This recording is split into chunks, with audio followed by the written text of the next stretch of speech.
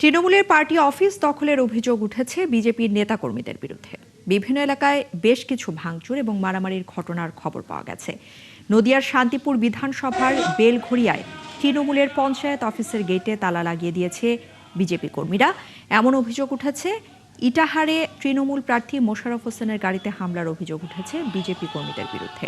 আর জয়ী প্রার্থী হিসেবে সার্টিফিকেট নেওয়ার পর মোশাররফ হোসেন বাড়ি ফিরছিলেন। সেই সময় পথে তার গাড়ি লক্ষ্য করে হামলা চালানো হয় বলে তিনি দাবি করেছেন। ঘটনায় গাড়ির কিছু অংশ ক্ষতিগ্রস্ত হয়েছে বলেও অভিযোগ করেন তিনি। আর বিজেপি নেতারা বলছেন মানুষের স্বতঃস্ফূর্ত বহিঃপ্রকাশ এগুলো।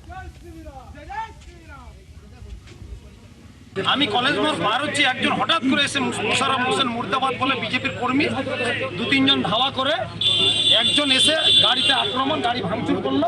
জেসিবি এটা একটা আনন্দ বলতে পারেন। আর ভারতবর্ষে এখন চালিত হয়ে গেছে বুলডোজার বাবা। এবার এটা যেভাবে নেবে।